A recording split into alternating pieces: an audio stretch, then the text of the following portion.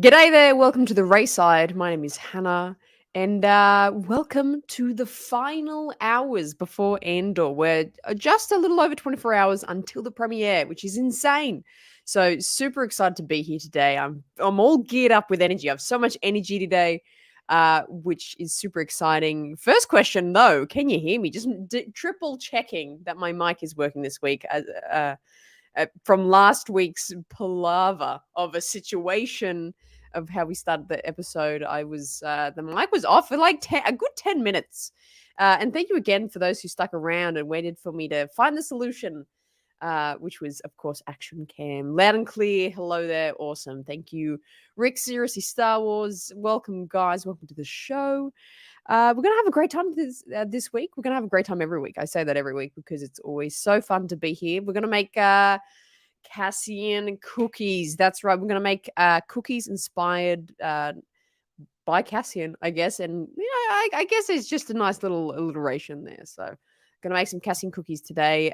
Great snack for watching and binge watching the premiere. Of course, it's going to be 3 episodes long. So a nice long premiere. So it's going to be I think it's just over 2 hours, assuming that each episode is about 40 minutes. So super exciting. So this is going to be a great snack to make for that show. How's your week going? How is your Star Warsy week going? Are you excited for Rogue One? Are you excited for Andor coming real soon? It's so excited. Jeff, welcome. You're here at the start. Wow, you're early too. I love that. Welcome. But are we excited? Are we ready?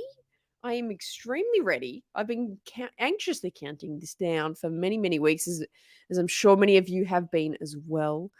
But we're going to live through the excitement together. Again, reminder, tomorrow is the big countdown premiere. It's going to be starting 2 hours before the premiere. So essentially just think of when the premiere is for you in your time and minus 2 hours. And that's when we're going to be doing a countdown here on the show.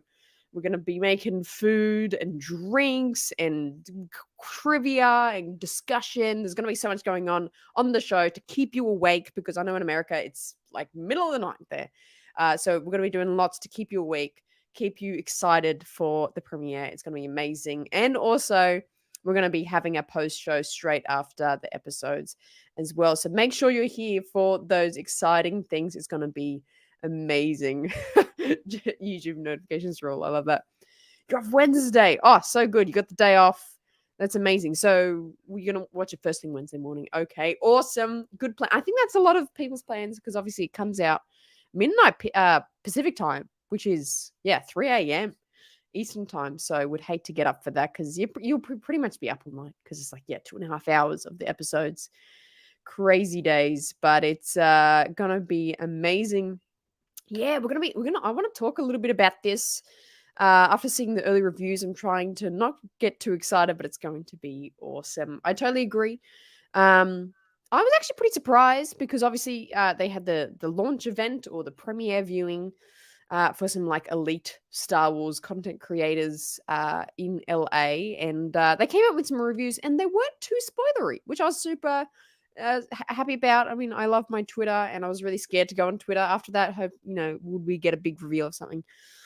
But luckily, we didn't get too spoiled on a lot of things. But we did get a lot of good reviews, which was positive. Really good things straight away off the bat for Andor, which is I feel like Star Wars needs a good run of positivity for their show. So hopefully, fans love it. I know we're going to love it. I'm like already love it, just because we're going to get Andor, Mon Mothma. I'm going to get some great faces in there. And it's going to be a good time. It's going to be a really, really good time. Welcome, Caleb. I'm probably going to go to bed early and wake up early as well, so I can binge all 3 episodes before school. Good plan. So I think to my calculations, that's about, I think it's just under 2.5 hours. It's like, should be like 2 hours and 15 minutes or something. So calculate that before you need to get to school and wake up then. That's a good plan. And as well as the premiere, countdown and post show tomorrow, the day after also will be that kind of morning, I guess, if you're in the US. That morning you'll see all my reactions, recorded reactions on the channel as well. So keep your eyes out for that as well. We're gonna get Action Cam in here in a minute because we're gonna start the cookie process.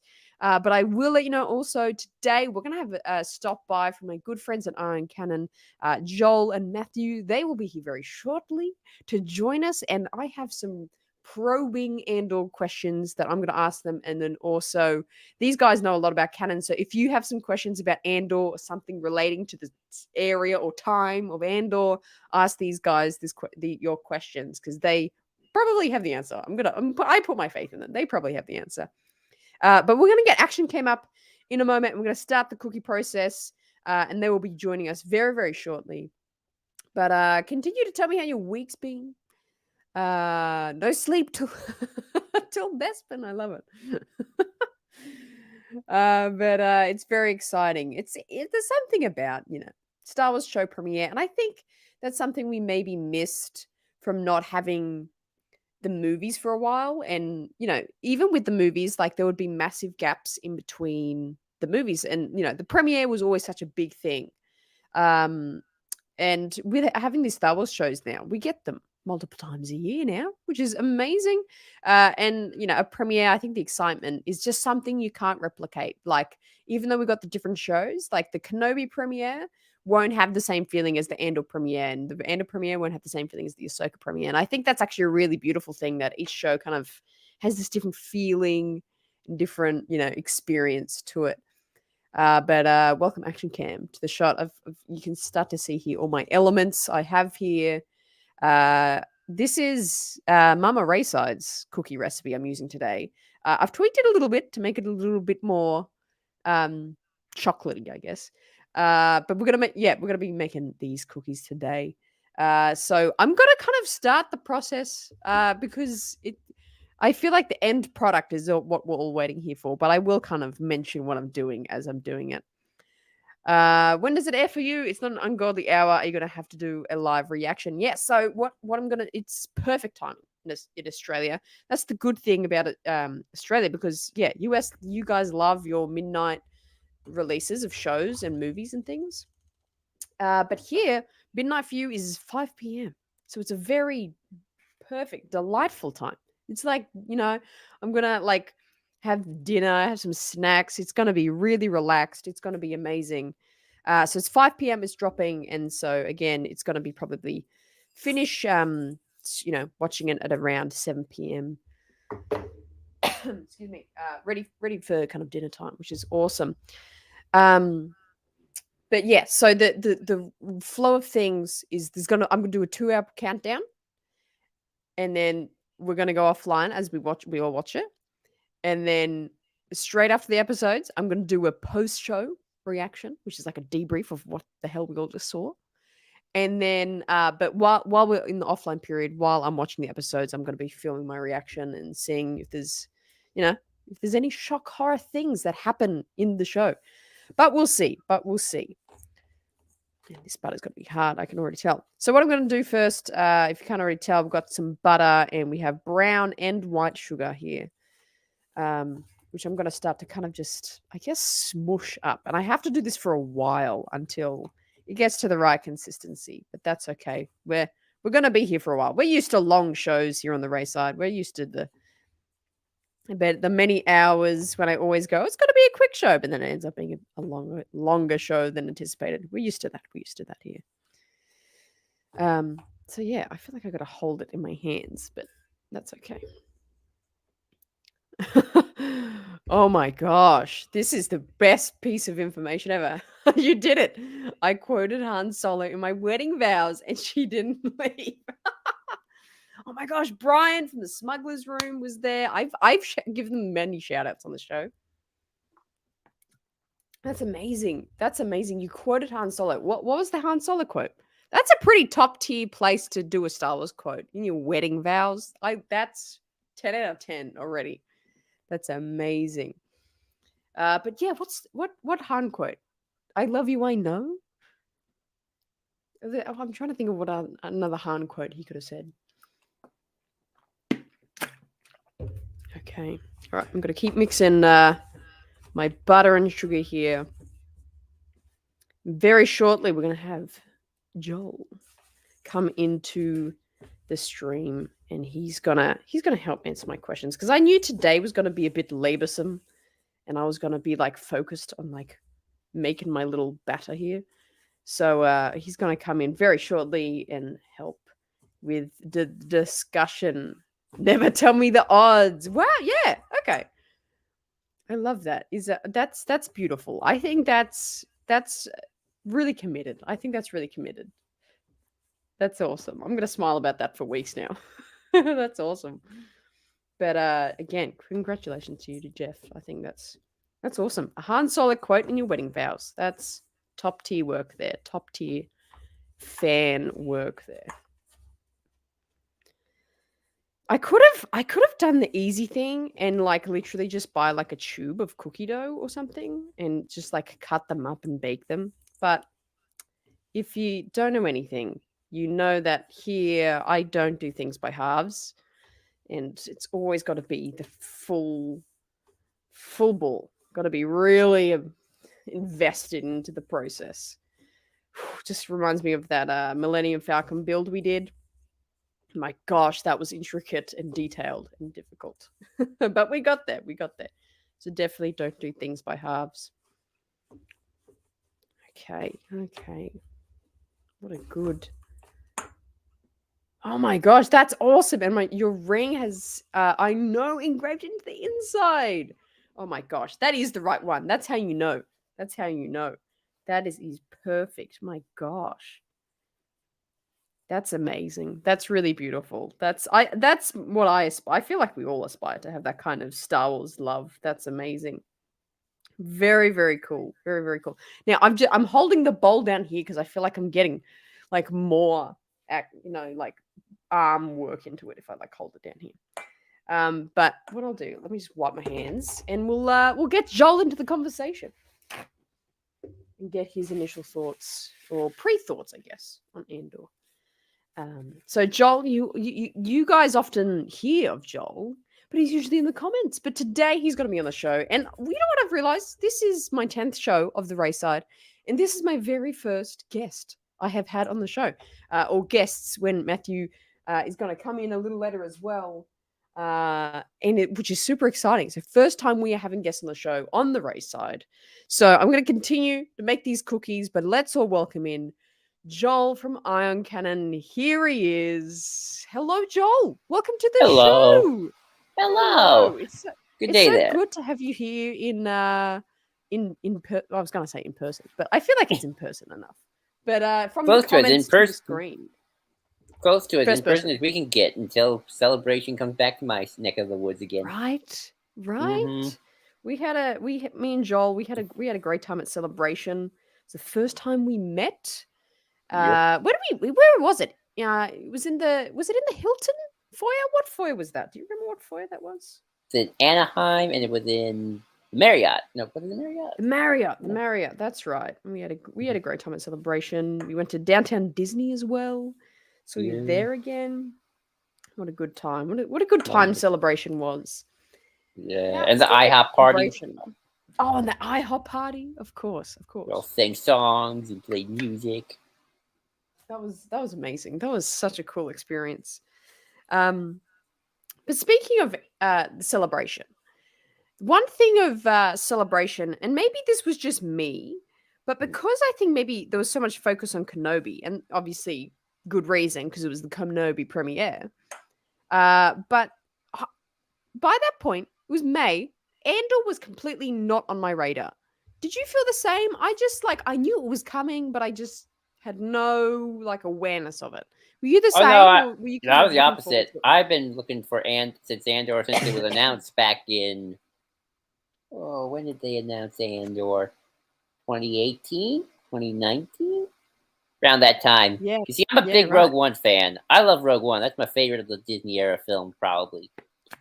Second only to Last Jedi, and Oracle. Yes. So I was like, oh my god, more Rogue One, yay! So I've been, well, obviously, Kenobi was definitely getting a lot of the hype because it was Kenobi. I always had a feeling in the back of my head, like, don't underestimate Andor. I think Andor is like, because it's so quiet, because they're just doing their thing. I think it's going to be something special. I had this gut feeling like Andor's going to be something special, even more so than maybe even Kenobi would be. So I've had my eye on Andor for quite some time, and that Like first Eye trailer On really Canon. exactly, Eye on and that Eye first on trailer Andor. was like confirmed it. So they're like, "Yep, this is going to Yeah. be something special." I can tell. Yeah, wow. So you're saying, yeah, Rogue One is your favorite of the sequel trilogy, or not sequel trilogy, the Disney era, sorry, Yeah. movies. I wouldn't have picked that for you, to be honest. For some reason I thought maybe Last Jedi was up there. It's actually definitely my number 2. Yeah, I can see. So I know you. I know you well. That's great. That okay. So that's the top one. So I remember I did a Twitch stream many months ago. I don't know if it was before Celebration, and I remember we were just having a chat, and you were like, "Oh yeah," you were like really hyped about Andor, and I'm like, "Oh yeah, like that's coming, I guess. Like when's that coming?" And we kind of had that. Yeah, I actually now that you say that, I remember you've always been very excited about it. Always been very much on the lookout for it. Which kind of brings me to my first question I had for you, which was going to be talking about like Rogue One.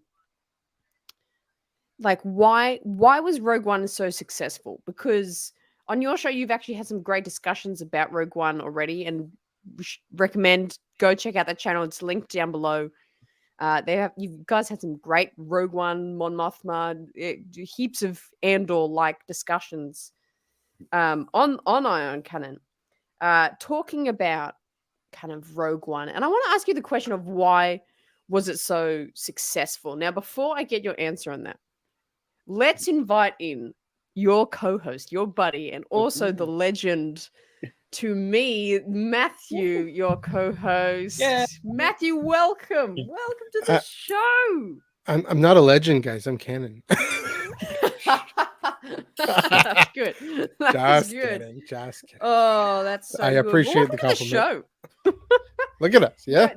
You guys are the first guests I've had on this show. Very first. That's So honored. So cool. I don't know if you caught our conversation just then. I But caught the we last just, second about something. We were just about to go into the discussion point of why was Rogue One so successful? Because really, I think it caught the eye of a lot of non-Star Wars fans, but also Star Wars fans was like, "Oh, this feels really good. This movie, like, it just felt good and looked good, and everyone really loved it." So, I'll open it up to you guys to answer that question. What made Rogue One successful? I'll go first. I feel like we had this like brief, almost unofficial trilogy. Everything was trilogy with Star Wars. Ain't it the way? Of Force Awakens, Rogue One, and Last Jedi, as bringing in a lot of new people. In a way, I don't think Solo did. Probably not Rise of Skywalker. And to be fair, it's like the third one at that point. It's like, you don't have to bring in new people. Just wrap up what you got. But Solo is a bit of a different beast, and I won't get into that.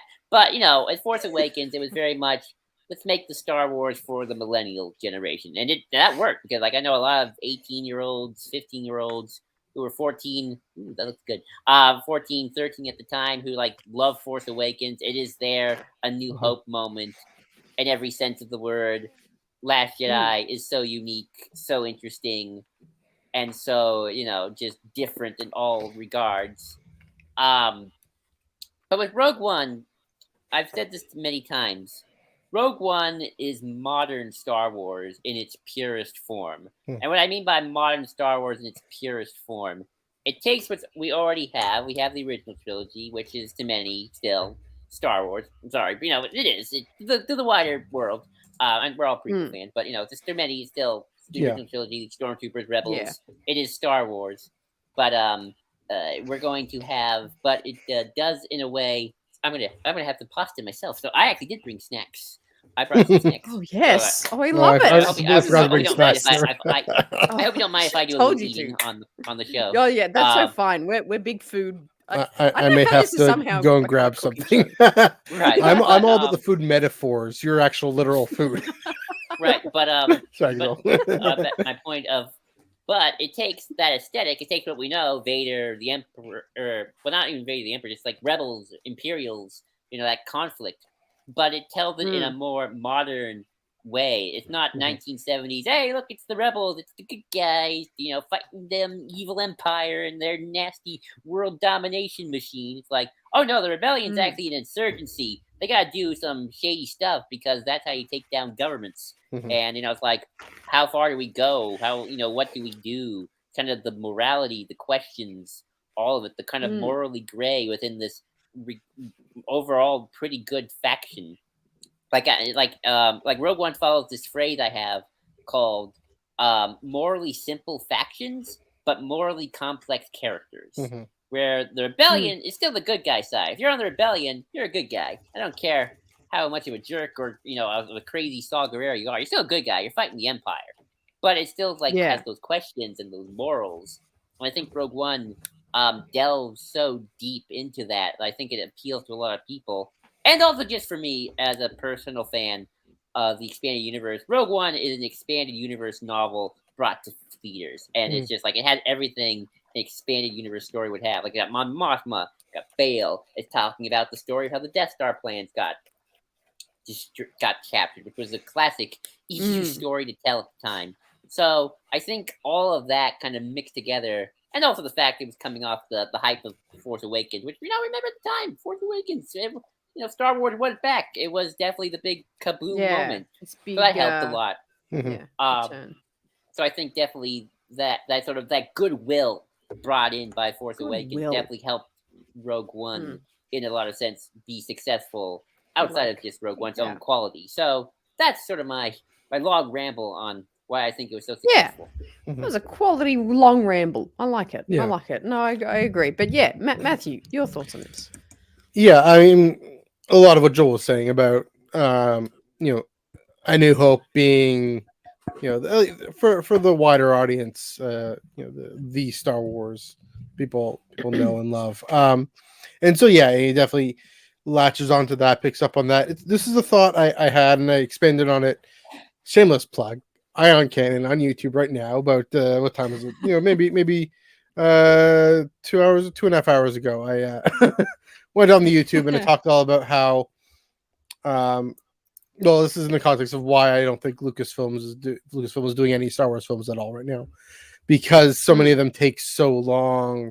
Well, or rather, films don't have the time to go into which Star Wars is this and whose Star Wars is that. Yeah, Disney Plus shows do, and again, I go into a bit longer of that. So when this stream is done, hop on over to that one and check that out, because I think I did a good job there. Anyway, Rogue One didn't have that problem. I mean, yes, the first act goes by really fast, but people are already connected with this chapter of Star Wars. Whether you're a prequelist or a sequelist, you still love A New Hope. You still love the story of the Rebels and the Death Star. It's what we all got into. Some of us might say, "Oh, familiarity breeds contempt" and whatnot, and I do feel that a little bit. That's what I feel about Force Awakens sometimes. I keep on ratting on that one, but anyway. But Rogue One, here's the thing with Rogue One though, is it wasn't familiar. It also brought the fresh and the new take and the new angle on it, with all the realistic, morally gray actions that Rebels have to take that Joel mentioned. So there's that aspect of it. I think for people who aren't even Star Wars fans, but people who are history fans who love a good World War II film, good, the Nazis have this secret weapon, and the Allies have to send in a crack team to find it. It connects with that historical basis. It's the one film I keep mentioning. It's the one film I took my dad to see in a theater. Just the two of us. Wow. Usually it's other group, or he just prefers to wait till it's on Disney Plus or whatever. I knew he would love this one because, and he enjoys Star Wars. He likes Star Wars, but he loves history, and this really taps into that. And that's the thing about Tony Gilroy. Yes, Gareth Edwards is more of a Star Wars fan. Tony Gilroy, I'm glad he's not a Star Wars fan. He doesn't have this thing of this is my Star Wars. He's approaching it as a grown-up, approaching this story, and from these real world questions, with Rogue One of spies and plans trying to take down this evil empire, and how to a scientist who has to find a way to lie to answer this question, this incredibly nerdy, geeky question, but in a very interesting, compelling way. Thing about Andor, I'm really looking forward to again is the real world. It reaching out beyond the screen and whacking us in the face and saying this is how real people really live and how they really feel about our oppressive systems in the world and displacement and refugees and not just even governments but corporations and the power that those corporations can have in displacing populations. And so people who feel that institutions, that governments, that countries aren't theirs, aren't for them, why do they feel that way? And so that, and then of course Mon Mothma and maybe I'm getting ahead of myself here, but all I'm saying is all these real world questions that Tony Gilroy is bringing in, that he brought into Rogue One. I don't know how much that was Gareth Edwards versus Tony Gilroy, but that really had this broader appeal beyond us nerds here in the corner. Yeah, absolutely. I mean, I'm a nerd here in the corner, but you know what I mean. Yeah, aren't we all? Oh, yeah, and I think you bring up really good points of like there's something about the reality of it, which is funny to say about a fictional like space traveling movies. But there was something about the realism. It's not even realism though, is it?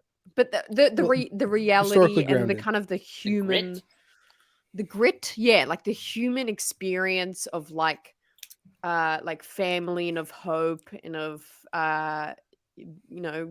banding together, that sense of community and connection and togetherness that kind of forms throughout Rogue One, I think was really something that maybe we get those kind of human stories in Star Wars, but I feel like it was really strong in Rogue One. That story of banding together to overcome something, I think, is a very good story for anyone to connect to. Which this is going to kind of jump me into my next question I have for you guys is, and this is a bit more about excuse me, the characters specifically.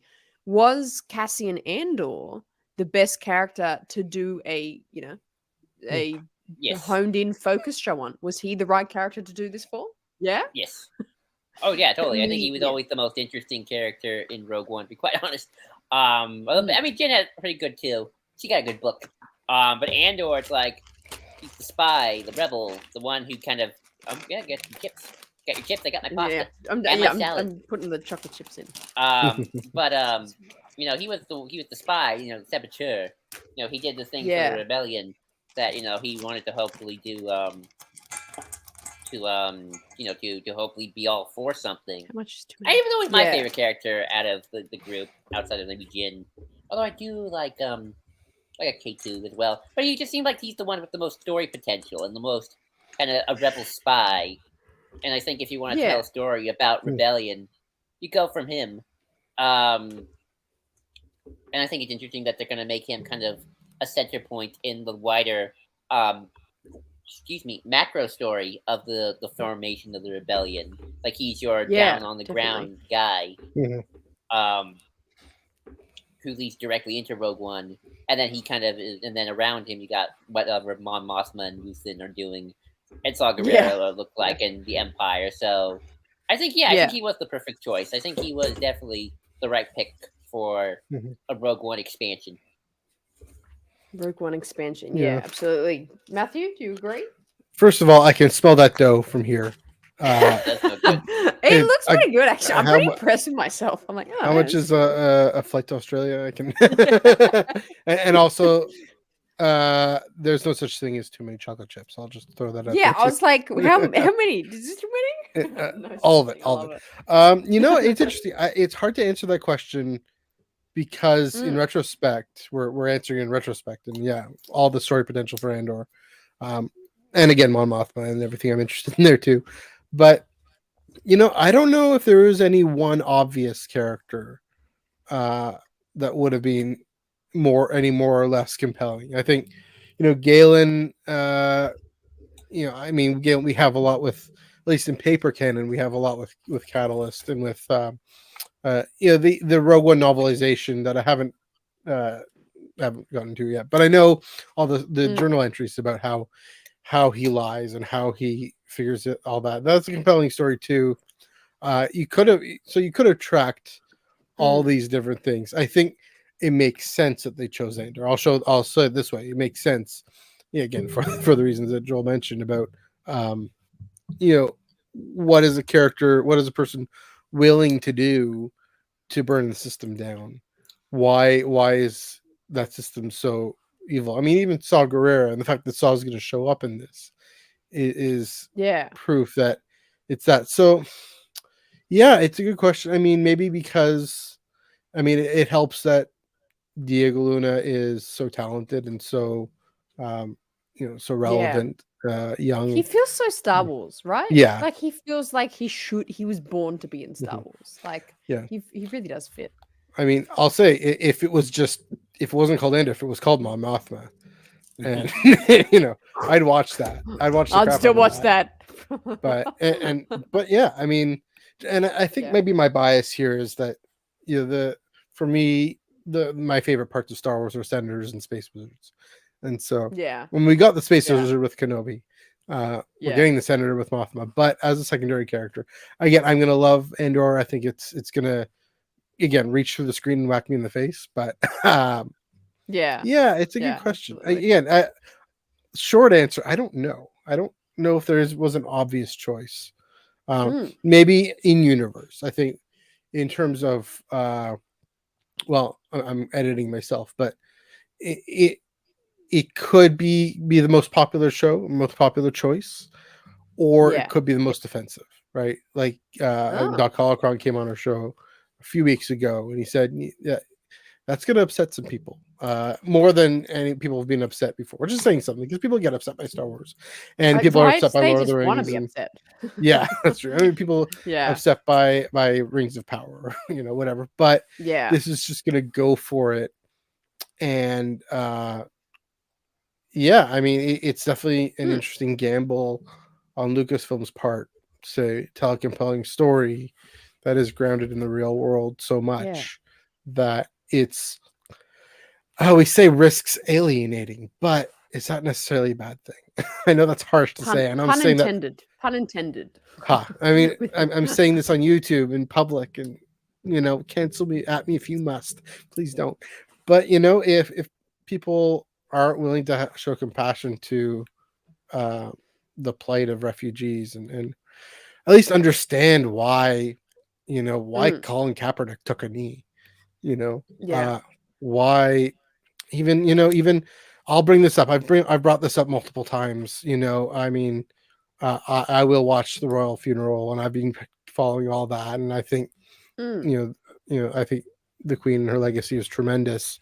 There are people who don't, and there's at least a virtue in understanding why people and I say, okay, there could have been different responses, but why? Again, I'm going straight to these real world examples. I can't help it. That's what this show is going to do. It's a mirror. Star Wars holds up a mirror, I think. Yeah, and I agree with you talking about the plight of a refugee. I think is something that isn't depicted on screens. Not to my vision or knowledge, anyway. It was like not to this scale, not to this popular exposure. Yeah, exactly. Right. Which I think will be good. A question to jump in here with a question, which I saw. Where was that? Where was that? Keith. And I love the way you described him. It's the Andor sarcastic sidekick droid. That's the best way. He doesn't need a name. Yeah. That's his name now. His sarcastic sidekick droid. I love that. That's the best. Yeah. But K2SO, which I think Rick answered for us as well. There's a bit of do we think we could see K2? I have the answer. We won't. That has been confirmed. We will not see him in season 1. It's season 1. We will not. Right. Season 1 at least. Yeah, I feel like agreeing there. Alan Tudyk said something about that. Right? Yeah, I feel like maybe. I feel like that was somewhere. They've sent out so many excerpts of conversations and articles and interviews that I sometimes get lost in all the conversation of what's just theory and what's confirmed. Should I pull up the comic? I have a bit of a joke bit. Should I pull up the comic, and what should I do about the comic?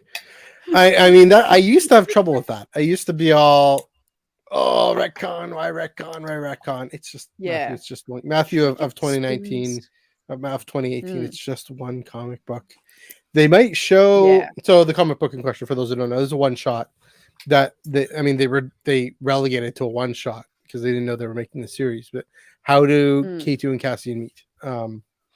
And how does Cassian reprogram K2? And again, maybe 3-4 years ago, 1 year ago, I would have been like, what if they retcon that moment? What if they tell a completely different story? What do I do?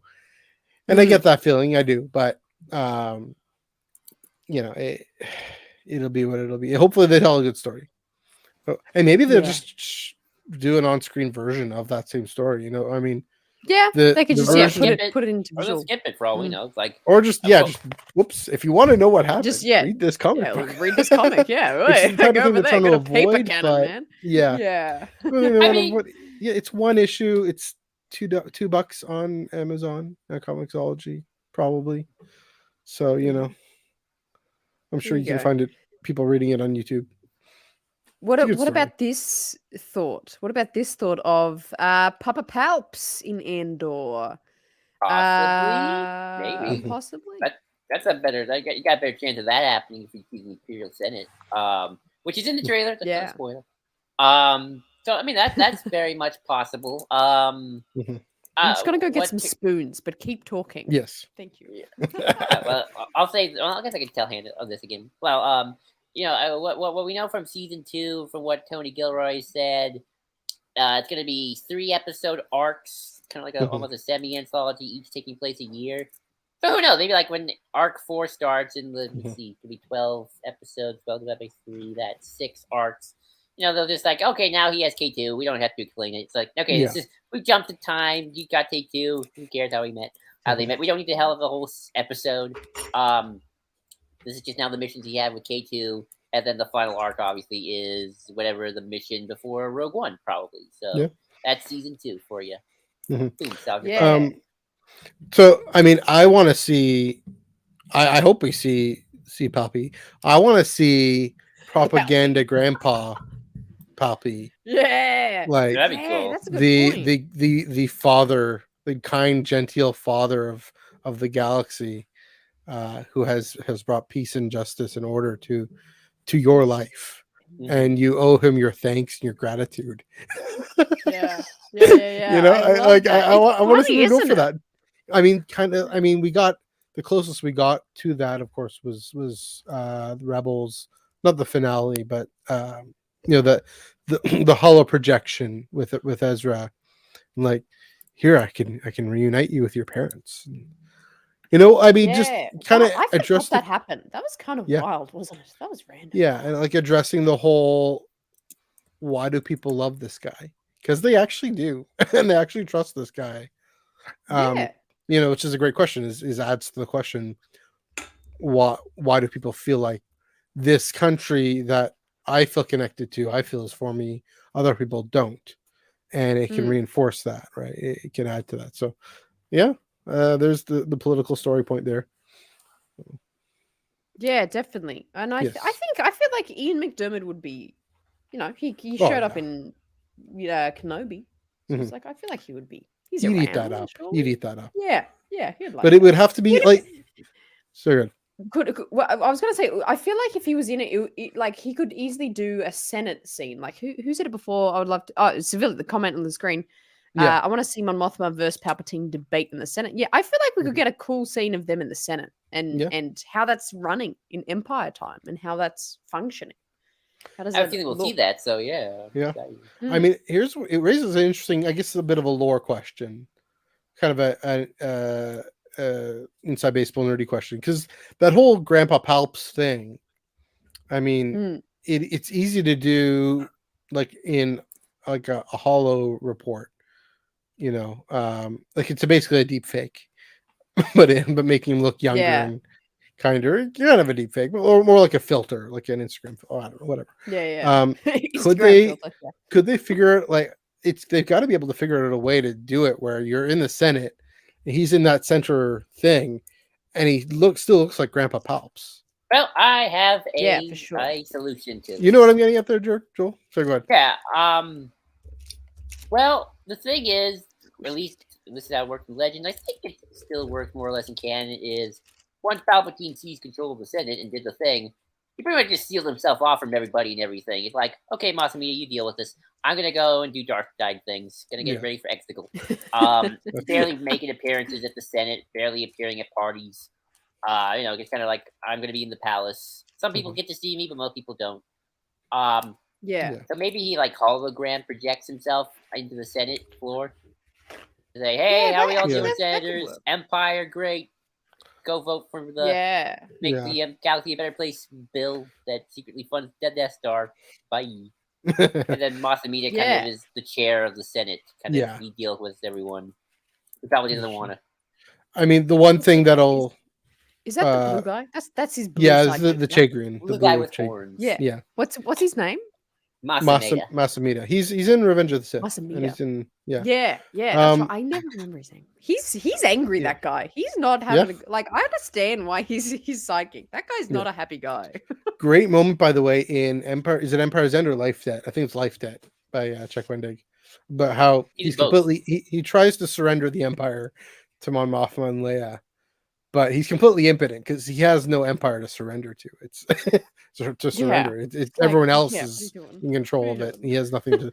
Anyway, I mean, the one thing to kibosh my own cookies are theory ready. here. My cookies are ready to put in the oven. Ugh. So I'm gonna just put these in, and then I was like, how much is shipping? And can they last? Can you mail them to Toronto, Anna? Can you just do that? Yeah, I can. I will. At least put your Jay's hat on while you're eating them, and I'll yeah. feel Oh my gosh, like I should. I'll feel. Yeah. I'll feel like I'm happy. Continue on your point. I'm gonna put these in the oven. Yeah. So the one thing is, in Bad Batch, we know. I mean, end of Revenge of the Sith. He's in the Senate. The attack on my life has left me scarred and deformed. He looks scarred and deformed. He has the big red cloak, which is hiding a lot, but he isn't really hiding his appearance. All we know, and then we know in Bad Batch, that gets projected out to at least onto Kamino, at least to clones. So I don't know. It's complicated because in Lost Stars, Sayana Rey, she's on the second Death Star. She's in formation there as one of the Imperial officers, and she sees that moment from her of Palpatine and Vader coming to the second Death Star, chatting. At least in Return of the Jedi, and she's surprised. She thought he was genteel Grandpa Palps, but it turns out he's actually old mangly Darth Sidious. And so I don't know. Maybe there's just some paper screen lack of continuity. No. I mean, for one thing, that appeared in Rebels, so that's definitely a screen thing. Yeah, that's true. That's interesting. That's been two animated shows that are kind of contradicting each other on a very minute, incredibly detailed point that I'm like, maybe because I'm a nerd. I was like, that's really deep cut there. Also, keep in mind though, Matthew, like Bad Batch and Revenge of the Sith are like year 1. Yes. Rebels was like at year 20. So maybe eventually Palpatine's like, you know what? Let's do this propaganda thing and let's see how many people we can trick. That's what they do. It's like, early on, Palpatine wants to be like, I'm scared. Right. The attack of the blaming the Jedi for the attack of my life. Yeah. And left me scarred. And then by the time the Empire's like, I'm the great grandpa. You gotta get the next generation of kids ready. Like, your Emperor's just a kind old grandpa, good old Grandpa Palpatine. And I asked myself, are people really that forgetful? Yes. They're forgetful. Yes, they are. They turn on a dime. Yeah. Yes. Like one day the Jedi are heroes, and the next they are villains. Like no. They're villains because they attacked the Emperor, or they attacked their democratically elected Chancellor in a coup and left them scarred and deformed. They're clearly an enemy of the Republic. Clearly. Yeah, fair enough. Yeah, that's a great point, Joel. Maybe they just the whole point is he's pulling the wool over everyone's eyes with that. So I want to see that in Andor, guys. I now that we've talked about Palpatine, I'm like, I really actually want to see him in the show now. And I really think it's like really plausible to see him. Because my next question and kind of talking point was going to be on Mon Mothma. And, I feel like that scene of a debate, Sevilla, what you said before, of a debate between Mon Mothma and Palpatine would be really interesting because, of course, we're getting her angle at this point is she's like leading the rebellion, but like trying to like be covert about things in the Senate. I'm sorry, I had a horrible thought when you were talking about a debate between Palpatine and Mon Mothma. Like, imagine they're debating, and then Palpatine's like, "Oh no, Mon Mothma, you seem to be choking on something." Yeah, I was thinking kind of that too. Is in that proximity. Oh, that's so good. but obviously, Mon Mothma is going to play a really big role. And before we get very serious with the discussion of how important her character is, I want to ask a really big question of lore and canon. And I need it laid out for me so I can understand with my own personal theory. We'll do our best. Of Mon Mothma is a queer woman, and she is I don't know in which way, but she is a queer woman. Is this plausible? Is this possible? Sure. Like, there's been nothing in paper either way. Is she? Does she? I've heard mumblings that she has a husband. Is that legends? No, that was in the interview that Genevieve O'Reilly gave for the show. What? Like that she has a male husband. Well, by definition. But I thought she said at least he was married, but okay. When in doubt, Wikipedia. Yes.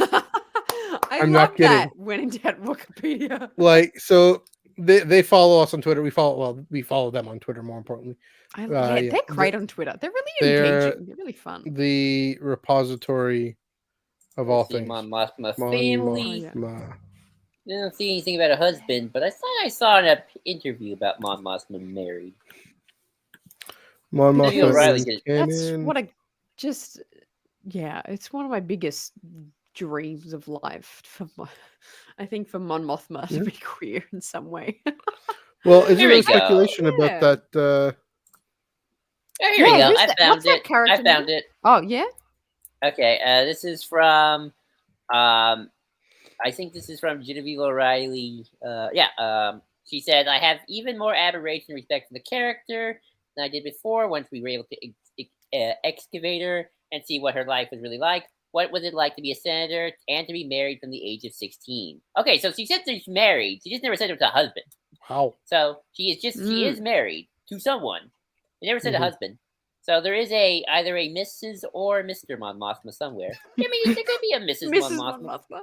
Mrs. Mothma. Mrs. Mothma. I would have been Mrs. Mothma. Because the trailer has her pretty close to... I mean, that's where the speculation, I'm guessing, is coming from. Yeah, and that character's name is... It's like... It's got a V and an L somewhere and maybe an S. I forget her name, but she's a new character, I'm assuming, because we haven't seen her before. Marva? No, not Deidre Muriel. Yeah, it's like it's something like that. Velma or something. Yeah. Not Velma, but similar to Velma. But I sparked a bit of speculation online. Me and some others, discussing that fact. But semi-unrelated. I just want to interject. According to Google, Andor cast, Alan Tudyk as K2SO is there. So, who knows?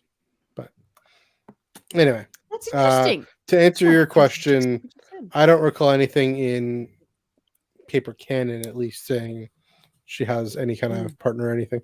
It would have probably come up in Princess and the Scoundrel, potentially. Dies.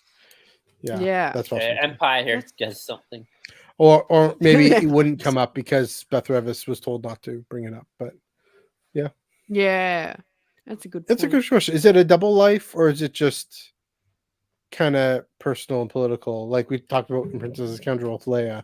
That's what I think. Would it be a quadruple life? So she's married but queer, but then she's in the Senate as an imperial senator, but a rebellion leader. That's a quadruple life. Yeah.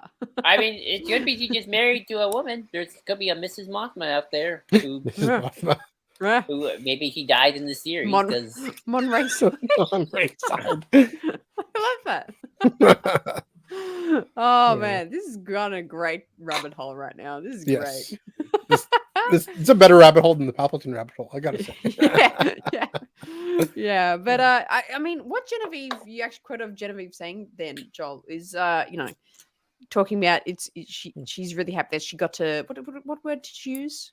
Like excavate. Open up Mon Mothma. Excavate, which is a great word. Yeah, that's a great word.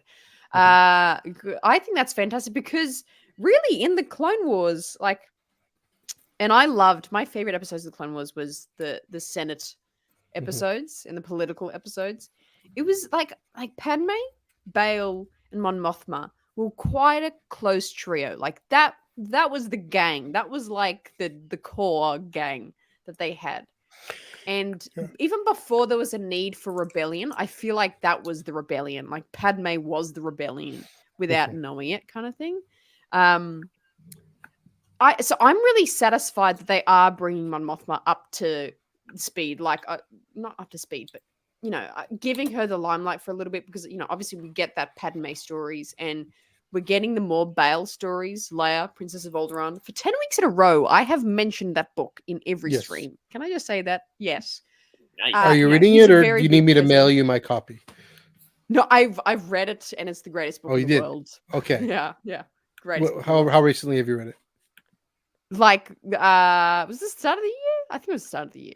Okay. Sorry, I completely derailed your thought. Keep going. Yeah, that's good. Bail Organa.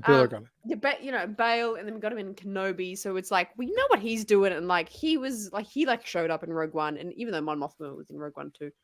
But I feel like we're giving Mon Mothma a bit of a boost of she was like very involved, and she was very integral to the life of Padme as well. They were very close confidants.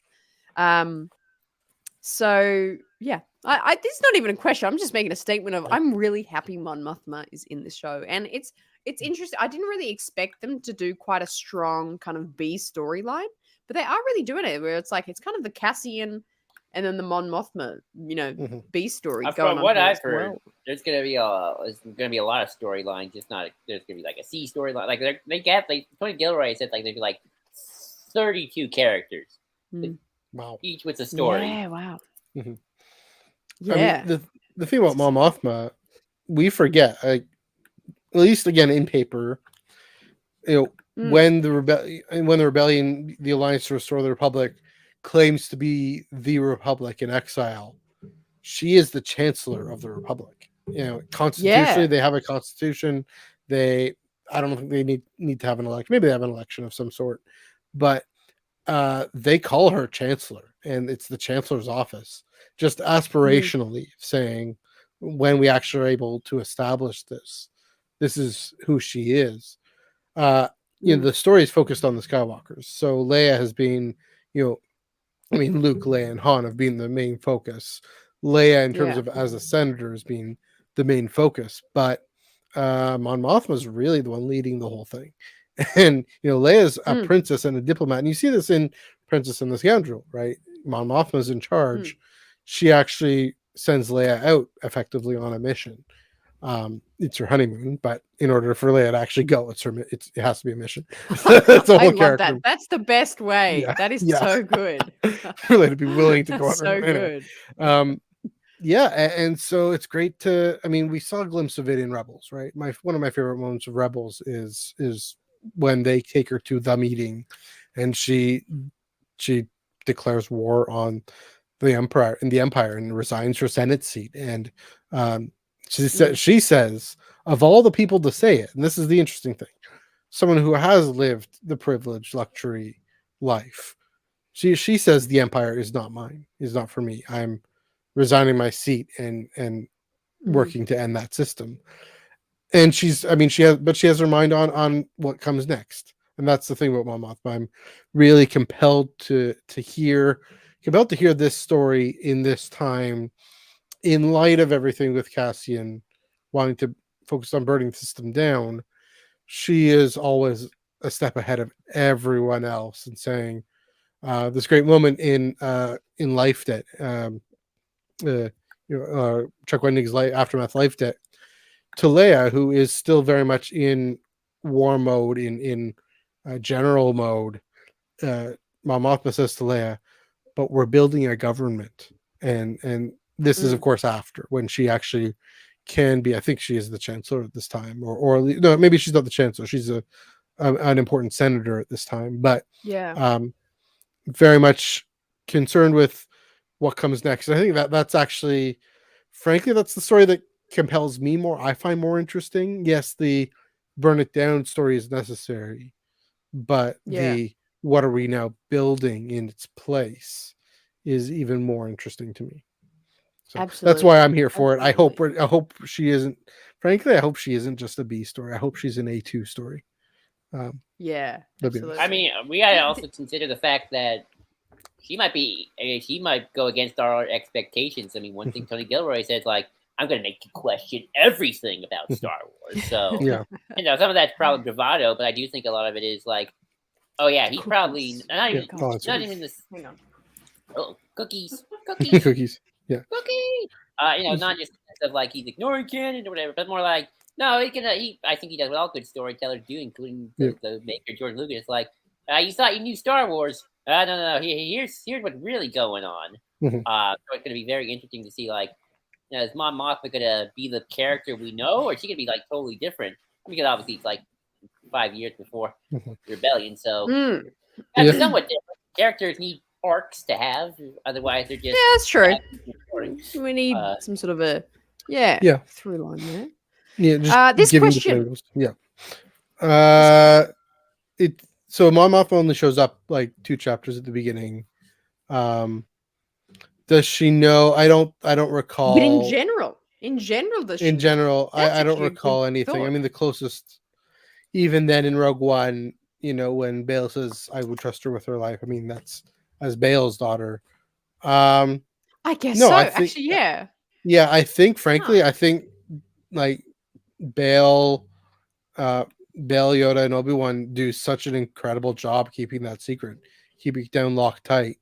Luke Skywalker on Tatooine. Yes, clearly they did a good job. Well, okay, fine, but with Leia, that's pretty bad. With Leia being Padme's daughter, they don't. No, we don't see that. They could show us that. They could give us that, and it would make sense. And in fact, I'm kind of surprised a little bit that Claudia Gray. Claudia Gray, Princess of Alderaan, almost goes there. I mean, that wonderful moment where Panaka has that double take of Leia in Padme's clothes. Yes, What? Panaka.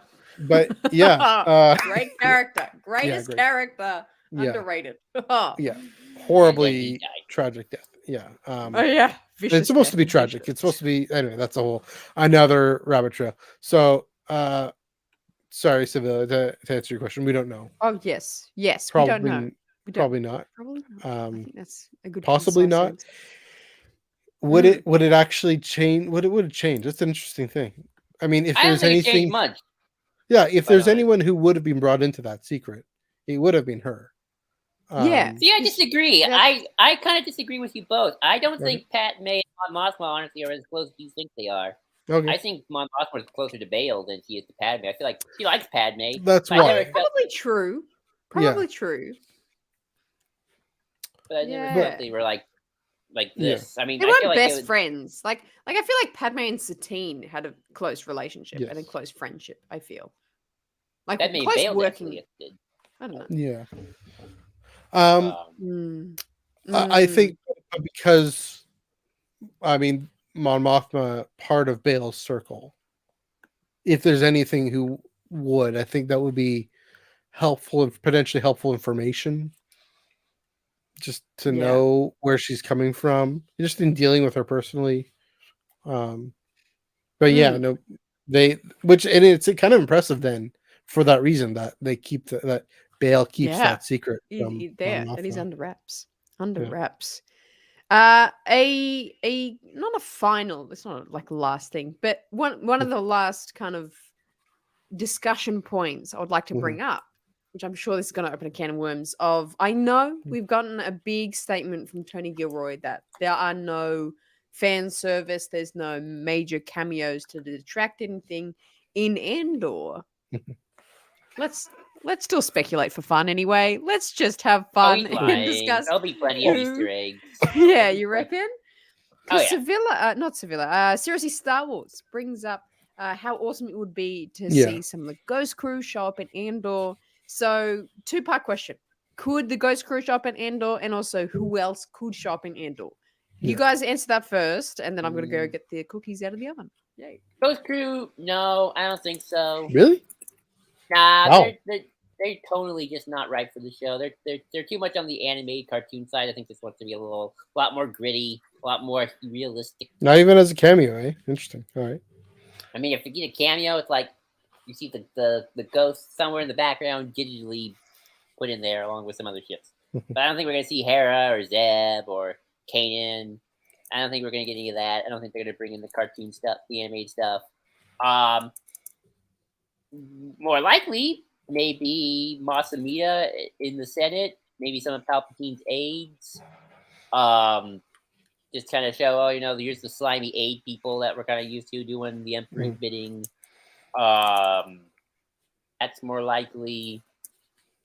Maybe like a name drop of a Jedi we know in like the background, or like something in the background. Yeah. I don't see the show being super Mando set cameo heavy in the same way. Like, and this week, Ahsoka, and now Bo-Katan. That's pretty wild, actually. That's kind of crazy. Yeah, or like She-Hulk is doing it, right? Yeah. Yeah, I don't think it'll be that cameos heavy. I think what you see is what we get kind of a situation. And I think in terms of Easter eggs, they're gonna be small. They're gonna be in the background. They're gonna be like, hey, like there's that thing in the background. But in terms of like, and now Boba Fett. I don't think that's gonna happen. I wish. Imagine Boba Fett. I'm kind of surprised you're completely ruling out the Ghost Crew, because frankly, I kind of expect it at this point. No, they're too cartoony for Tony Gilroy. Tony Gilroy wants the. I think Lucasfilm, if there's one group of characters that Lucasfilm is going to give him a note for, and here's why is, first of all, to transcend the goofy cartoony and give them the live action place in the sun. They're getting that next year with the. That is my point. That is my point. It's like where I'm plug, going. Is so here's the thing. Spoilers for She-Hulk, and spoilers for Spider-Man: No Way Home. A certain very good lawyer shows up in Spider-Man: No Way Home. Charlie Cox, Daredevil. Spoilers for She-Hulk. We've seen his mask at the end of the last episode. We will see him come in live action, and then of course in the what's it called? Maya, what's her name? That show that with wow, I'm blanking on names right now. Kingpin. Anyway, so they've prepared that, right? They've led that up. We know we are going to see Sabine and Hera in the Ahsoka show. We've actually seen a glimpse of Hera in the Ahsoka show. Why not? And we know Ezra's being cast. Why not give us even a live action version or some connection to that episode? Not necessarily a live action version, but some connection to that episode of taking her to the meeting, because Mon Mothma is so big and Mon Mothma has so much connection to both the Ghost Crew and, of course, in Andor at this time. I'll go on Eye On Canon and say cold takes with Matthew. Fine. But I frankly expect it at this point. At least something. Maybe a mention or something. I mean, we got in Rogue One, right? And we've already got the mention of General Syndulla. We got maybe a mention, but I don't think Andor's going to meet Zeb.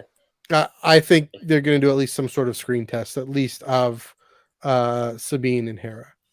At least Hera. Like they did with Ahsoka and Mandalorian, right? Some sort of screen test. I guess so, yeah, actually. Maybe. I don't know. I don't see Tony Gilroy as that kind of person, though. Dave Filoni, yes. Yeah, I get your point. I do. And that's the thing, like I said, I love about Tony Gilroy is he's not coming at this with any kind of precious sense of whatever. But like trying to be Again, if Lucasfilm is going to give him a note and say, can you work this in, or he goes to them and say, hey, I need some rebel group, this is usually the way it works. So the way Saw Gerrera happened, right? And I know that was Gareth Edwards initially, but the way Saw Gerrera happened, right? I need a rebel extremist. Who do you got, or who works, or who fits? Maybe that kind of thing. So I feel like we got a better chance in season 2, honestly. Sure. Yeah, season 1. Yeah, I definitely. Yeah, I would agree that. Yeah, closer to season 2 because when the Ghost Crew is more connected to the rebellion, Yeah, you got a better chance. Yeah, I can see that. I don't think we'll see Vader this season. I don't think we'll see Tarkin this season. I don't think we'll see Krennic this season.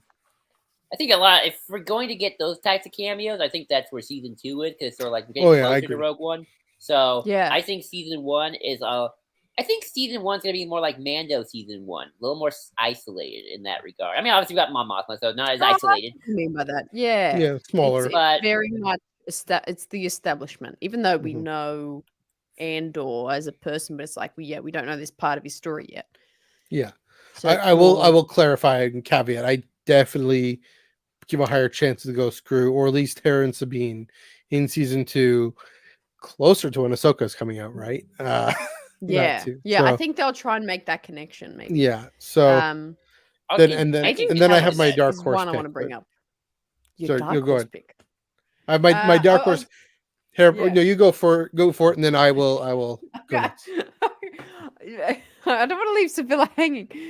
Agent Callus. Yes. Obviously in Rebels. This is one where it's it makes logical sense, but I feel like it won't happen. You know what I mean? It's that could very theoretically fit story-wise. Yeah. But I feel like it won't happen. Which I get those thoughts with many, many characters in each show. And I feel like there's many characters we could see that's around this time. They're you're alive this time that we won't get to see. But it would be cool. It would be cool to see them. Gives that connection to Rebels. But okay, yes, your point.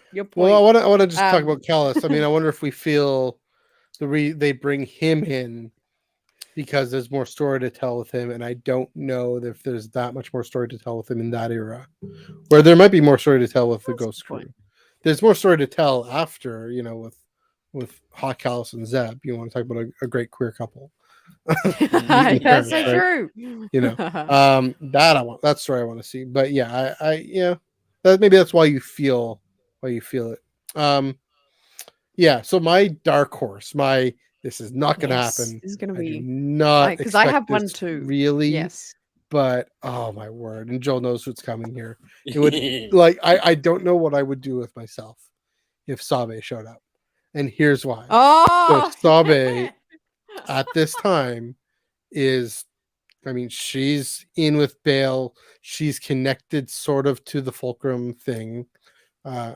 She's been on this mission for 30 years, 20 years to avenge Padme's death, and she's connected to the Rebel Alliance, and a few years later connected to Crimson Dawn, and both E.K. Johnston and Greg Pak have done tremendous work developing this character to the point where I actually think she's primarily a paper first character, even though she shows up in Phantom Menace, but really she's a paper first character. A compelling rebel spy that has a morally gray motivation somewhat, but almost to say the reverse, Joel, of your thing of her motivations are clear. We have no idea what faction she's really with. She's kind of with herself, but I don't know. It's Keira Knightley busy. It's not going to happen. I just I don't know what I would do with myself. Yeah. I love those dark horse thoughts though. Because my dark horse, I'm actually kind of hopeful, but I'm so 50-50, is a certain Jedi that we've only seen in the video games, Cal Kestis. In the show. This I don't think it would be a long-term thing, but it would be just a run-in for one episode. and he has maybe an encounter with Cassian, and they have some sort of a dialogue, and maybe they just have to escape somewhere together. But like Cal goes off his way, and Andor goes his way. Like I feel like that would be a really interesting encounter in discussion of like, what is the Empire? What's it doing? And what's your experience? What's my experience? And they kind of have this dialogue together. But that's my dark horse. So I don't think that'll happen. But I mean, it would be the way to get a Jedi in at all somehow. Yeah, just like Sabe would be getting someone who knew the Skywalkers. I mean, here's the thing: season 2 seems very much like the misadventures of Cassian Andor before Rogue One, because that's Tony Gilroy talked about. Season 2 is 3 episodes make like an arc. And each arc is a year in Andor's life that leads up to Rogue One, a Star Wars story. So, I mean, it's possible that's where Andor will meet those characters because he's having more direct adventures before the rebellion doing stuff. I kind of still don't want it because like I get nervous, like, oh, is it going to be just cameo of the week? A guest star of the week. Don't want that. Even when it's the Ghost Crew. So it's a little bit like, oh, it's sort of like you don't want to lose too much of what made season 1 sort of its own thing. I'm sure Tony Gilroy. He's still in charge. He's gonna do it with he probably got a lot of sway on this show. It's like he made Lucasfilm $1 billion. He's cashing that check. So he that's why he gets the budget for the show. I definitely think if the cameos are to come, they will probably come in season 2. Yeah. Is that what that's what we're getting at? The one person I don't want to see because of all the silly hype is Finis Valorum. That is not Finis Valorum. Sorry, Jordan. I know. You look kind of like that's not him. That's not him. I mean, what's Valorum doing? I mean, he's got his presidential library. He's chilling, trying to stay out of the fray. Is he even still alive? I know what happened to him in Legends. Yeah, he ate it, right? I'm pretty sure. He got blown up. Rip I think he died in like an explosion. Yeah, I mean, he shows up in Clone Wars for a second, right? Just in the Sifo-Dyas arc. Yeah. I almost said Quinlan. I wouldn't mind seeing. I mean, Cal's a good shout. I wouldn't mind seeing Quinlan a little bit, like because he got a mention in Kenobi. Yeah. Right? I mean, it's part of the past. And you know what? That's like enough. Like sometimes the character doesn't even have to show up. Like even just like other characters talking about a certain someone like is just as exciting. Like the way that Kenobi kind of was hinting at Padme and seeing Padme in Leia. Like that was just like it was perfect. We didn't have to get Natalie Portman back on the show. I didn't have this big thing. But it's like just the mention of it was like, oh my gosh, like that's that character. Oh, I feel like it's just as, I don't know, connecting and wholesome for fans maybe. But yeah. I want to see Plo Koon's Starfighter. Plo Koon is dead, but not. Yes. I'm kidding. I'm just pointing at your back. Yeah. Where is it? Yeah. Oh my gosh. And yes. I have one. Let's see it. Where is it? Yeah. I have 2. Oh, I love it. Yeah. And that was a joke, by the way. I wasn't being serious. Well, I mean, a Jedi Starfighter, like in Jedi Fallen. I don't want to see too many Jedi in this, as much as Space Invaders did. I doubt we'll be heavy on the Jedi part of it. You gotta be careful, I think, with all of this because Rogue One. This is an extension of Rogue One, and you kind of don't want to break that. Like, like it's like this is very much part of the little Rogue One mini sub franchise. Yeah, it'd be like if Captain America, to go back to Marvel, all of a sudden went out into space. Like Captain America 3, we're space, we're jamming out, we're at the Guardians of the Galaxy. It's just Guardians of the Galaxy with Captain America. It's Captain America, so it's weird. No, it's a little different than say the Mandalorian again. Like I see the Mandalorian as very much an extension of the Filoniverse, as I call it, which is Clone Wars, Rebels, Bad Batch, kind of everything he's attached to. And this and as much and like Kenobi is very much episode 3.5. If I like to say. Yeah, definitely. but so you gotta be careful not to break too much of like the tone you set up for yourself, which is connected to Rogue One. Obviously, I'm not saying you can't. I mean, you could probably introduce the Ghost Crew, maybe, but like you still gotta be careful not to break it too much. Yeah, absolutely. And I think that's why, like, I think it's fun to be like, oh yeah, like this person can show up, like they're around at this time. But I agree. I think definitely the show will have such a strong presence on obviously of Cassian and of Mon Mothma, and also of these new characters. Like we were saying, we got all these new characters that are going to be in the show. That are showing up, and new faces that I think we're going to learn about, and new types of characters as well, which I think will be, because that definitely was the kind of story of Rogue One. It was like, he's Genoso, he's forgetting all the names, Chirrut and and Baze. Yeah, thank you, Baze. Thank you, Baze. Chirrut and Baze and Bodhi, Rook, and they throw in these new characters that are doing different things, different walks of life. And those characters are really popular, and a lot of people really enjoy those characters and connected with them. So I definitely think I keep calling Andor Rogue One. And I think Andor would do the same thing, right? Yeah. I think I meant Andor that time. Andor will do the same thing as Rogue One in that sense. Yeah. I mean, it gets to what I was saying at the beginning about how the wider, more historically grounded appeal. I mean, for me, the Jedi are historically grounded, but in a very specific niche that I study and hit, church history and all that. But in terms of World War II, the normal people, the average people, the appeal to the pilots and the spies. Not that pilots or spies are average normal people, but they're not force sensitive necessarily, and so it definitely want to stick to that.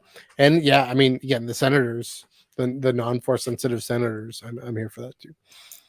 So absolutely. Well, speaking of Cassian, the cookies are here. They're cool. I haven't showed them yet because they've been cooling, and I wanted them to like be touchable.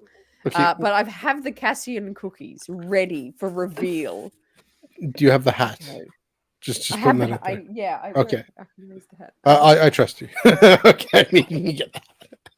I didn't make it. It's not a show without me running away all the time. Yes. I don't know how I'm going to put it on. I've got a bun on today. Oh, yeah, that's true. There we go. Yeah. That's a great look. That's a good one. Yeah. Yeah. You can take a selfie later. I'm trying to balance it on the TIE fighter for now. Yeah. Oh, jeez, it's going to be crazy. Whatever. It's all good. We're just whack it there. Let's whack it there. Yeah. But yes, the Cassian cookies are ready. Let's have a look. Give me the visuals out of 10. How do you think we'll look at? Oh, jeez, that was slid off. Where are they, Cassian cookies? I mean, I'm here for them. I will go to Australia right now and eat one of those. But isn't that delicious? What makes them Cassian cookies? It is the grittiness of it, which is going to be the grittiness of Andor. Okay, 10 out of 10. 10 out of 10. Should we do a break test? Oh my gosh. I don't know. Go for it. Ooh. Oh, I thought they were going to be gooier, but that's okay. Oh no, there's some melted chocolateness in there. There we go. There we go. We've got some melted chocolateness in there. Go. I'm happy with that. Oh, this is going to be. I'm going to devour these as I watch the premiere tomorrow. Oh, that's the plan. Okay. I like that. Wait, are you gonna wait that long? Are you gonna be able to hold off that long? Maybe. Yeah. maybe. I did the math. But, what time is it? Oh yeah. It's almost. What's the time? We got 28 hours. 28 hours. The premiere. Yeah. I kicked off a countdown. In Canada, I said 31 hours. Oh yeah, 31, and then now it's 28. Yeah. I love it. Well, this has been a fantastic discussion, guys. You've answered so many questions. This is so good. Andor, I think it's going to be a great show. Great Someone show. said send some overseas to Canada. I 100% agree. Right here, wherever you are, seriously, Star Wars. I could package these up. I'm sure. Yeah. Wherever in Canada you are, seriously, Star Wars. Wherever I am in Canada, seriously, Star Wars. I love it. Yeah. But Andor's, it's going to be a great show. I think it's going to be really fun to kind of, go through another premiere, go through all the excitement and hype online with everyone again. It's going to be really, really fun. Final thoughts on the show before we get the premiere tomorrow. But yeah, final thoughts, comments. What are you most excited to hear about? What are you so excited for? I guess I'm excited to see the reaction because it's like I talked about this a little on my show. It's like, our fans, not us, but our fans gonna experience like total whiplash with all these different types of shows? Like, Mandalorian's more fun, cutesy, like got little baby Grogu. We got Kenobi, it's tickling our prequel itch. And then we got Andor, which is essentially gonna be Star Wars for adults. And I'm like, like, are they only gonna have stuff like, dang, it's like, did not, like, this is very different. And then when we go back to Bad Batch, it's like, oh, it's Star Wars for kiddies again. So it's like, I'm curious to see that. But that's what excites me. It's like, this is gonna be like the most grown-up Star Wars show probably ever made. And I'm kind of curious to see how that all pans out with this franchise and this universe. So I'm just excited to see it all. So yeah, bring it on. Yeah. Bring it on. I love that. Yeah. That's a good phrase for it. Bring it on. Bring Andor on. Can the show come soon enough? First of all, yes, Alberta is definitely Hoth. I can attest. That is fair. Is it snowing yet? It's probably snowing yet. Yeah, I am excited to see Mon Mothma debating Grandpa Palps on an incredibly minute procedural motion, like one line of legislation that just funds the Death Star or something wild that we can't actually anticipate. But Mon Mothma has a sense that this one little word in one bill. No, I don't know. Especially everything to do with. I mean, I should mention, West Wing. I watched the West Wing. It was such a great show. I mean, it's American, fine, but it was seeing that politics and growing with a degree in political science and everything. I mean, why I love the prequels. One of the reasons. My favorite scene. One of my favorite scenes in all of Star Wars is Padme's "I will not defer." That is in the Senate, and to see Mon Mothma try and use the machinations of that institution, and then of course ultimately refuse to. I'm most looking forward to that, and then getting preached at by how refugees and immigrants and people in poverty and people trying to find their way into Mexico or wherever and want to burn the system down. Getting whacked in the face by that. I'm here for that too. Yeah, absolutely. We're here for it. We're here for it, Andor, whatever you throw at us. I think, I totally agree with you guys. I think it's going to be a really awesome show, showing some human stories that, need shedding light on refugees. This journey of a refugee, I think, is something that is very prevalent in our reality in society. So, it's something cool to see, put some light on to maybe make some conversations about, how can we not be the Empire? How can we not make, our society so disregarding of others? And, how do we be a bit more like the rebellion and band together? Are we becoming the Empire? Yes, exactly. Yeah. Too late. This whole Cold War thing that happened and the nuclear weapons and the expansion of the military-industrial complex, and I can keep going. Global capital. Exactly. Yeah. Oh man. Well, thank you so much, guys. On that note of political names. I ended Eye On Canon. I just want to say one more thing. I ended Eye On Canon talking about the Leia and Han being separated in The Force Awakens. So now we're talking about global American imperialism. It's been a rough time, rough day. Get the anger out. But thank you so much, guys, for coming on the show and answering some general, but also some specific questions about Andor. But if you want to check more of these guys out, Joel and Matthew are both on Twitter. In the description right now, their Twitters are down there, and also the Eye On Canon Pod Twitter is down there.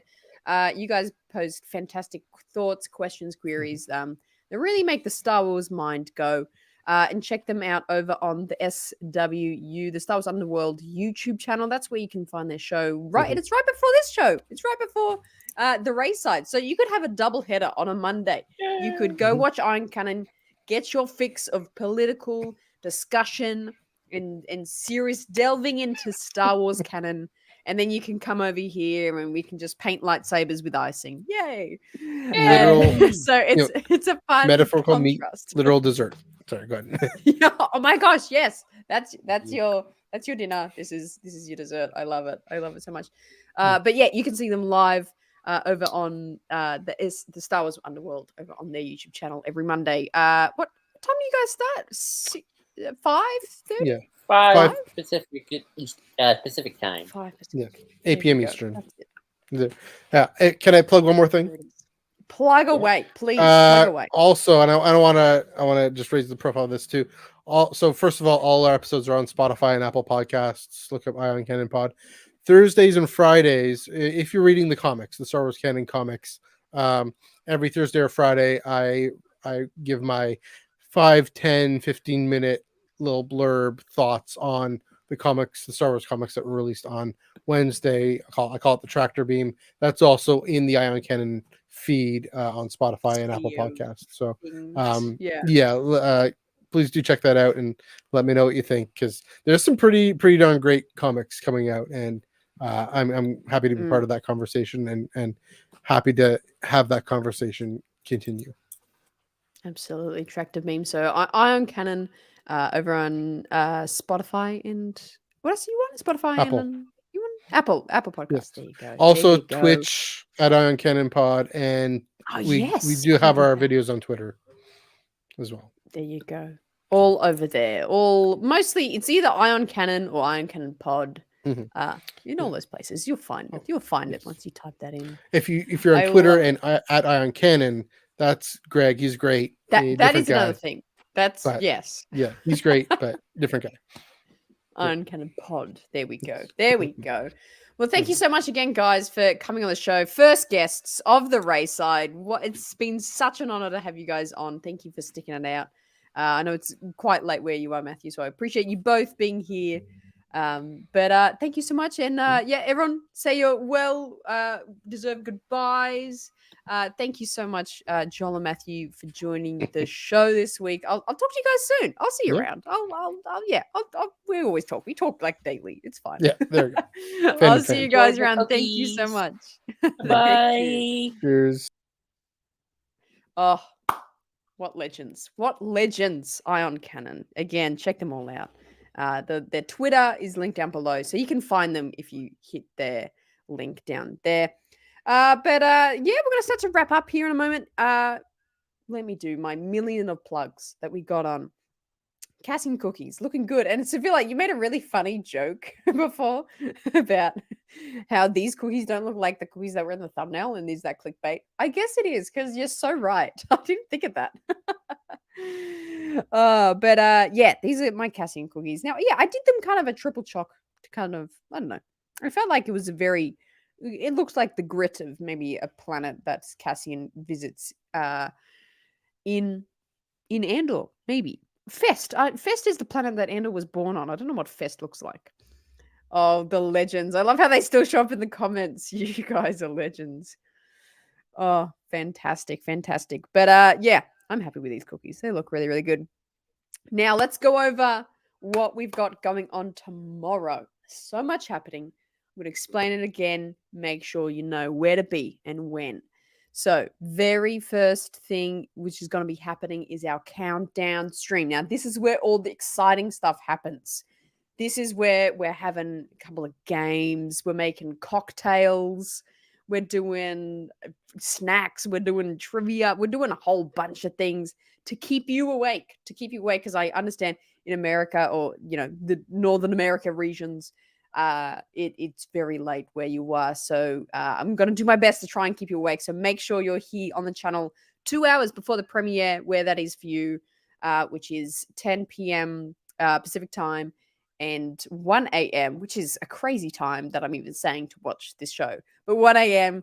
Eastern time as well. So make sure you're here for that countdown. Then we're going to break for the show. You guys are going to go watch the show, and I'm going to go watch the show, and we're going to love it. And as soon as it finishes, we're going to come back live here for the post-show debrief, the countdown. Not countdown, the debrief and discussion and immediate reaction after the premiere. I have actually, these are gluten full, so I can't actually eat too much of this. So you will have to eat them, Tills. But make sure you're here tomorrow, and then the day after that, the day after the premiere, is when my reaction videos are going to be coming out as well. I just realized, Tills, you've missed Matthew and Joel just left. You've just missed them. It's so sad. Pixar, didn't happen. I love that. Oh, fantastic. But yeah, I can't believe Andor is here. I actually can't believe it's here. It came so quickly. I remember when I did the first trailer reaction video, which was like 2 months. Yeah, 2 months ago now. And it was when we first found out that the date was postponed. And I was like, oh, like I understand the date postponing, but it's like I was really bummed that we would have to wait longer. But that came so quickly. Look, we're here now. My gosh, that came so quickly. So I'm just gonna be so giddy. I remember the show I did with the lightsaber, where I made edible lightsabers with the icing, which was just pure sugar. I got so crazy on that show just because of that sugar. So I think tomorrow night's show is gonna be just like that. I think it's gonna be super high energy. I'm gonna be so excited, high on life for Andor. Yeah, it really did fly by. It was really quick. But ready for it. And you know, we've got one thing is like we have so much excitement for the premiere. But also now we have, you know, many weeks of Andor content. So it's going to be fantastic. You know, it's sometimes I kind of get, you know, I just get so focused on the premiere that I forget that like this is going to be the next 2 months of our lives that we're going to get Star Wars. So it's going to be really exciting. So again, here tomorrow night, 10 p.m. Pacific, 1 a.m. Eastern. I'll keep you up. I'll give you all my energy through the screen to stay awake for this premiere. It's going to be so exciting. But thank you so much for joining today. Great show. First time I've had guests on, and it went very well. Love those guys. We've been friends for a very long time. So it's just like hanging out with family, having them on the show. So again, check out Eye On Canon Pod on their social media. They'll have all their links to Tractor Beam is an awesome thing if you're a big paper. Second one.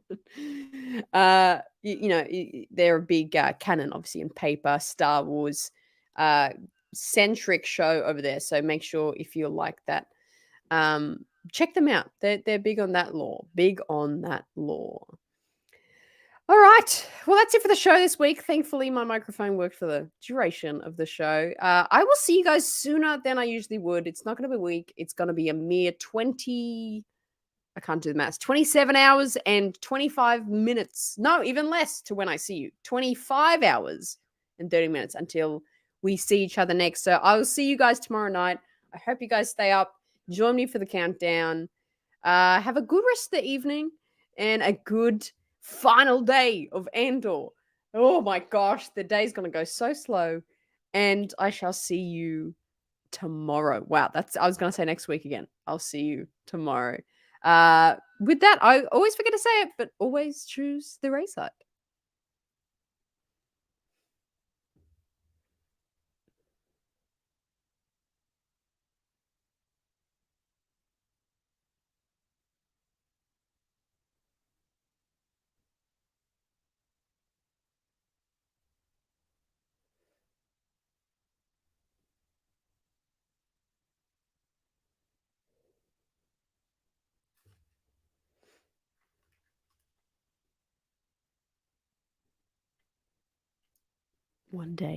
Only one day away. This is so soon. Also, can you hear the sickness still in my voice? I was so self-conscious about it the whole show, but I'm almost well. I'm like 80% well. I'm almost well. Hopefully in time for Andor tomorrow. So I'll see you tomorrow.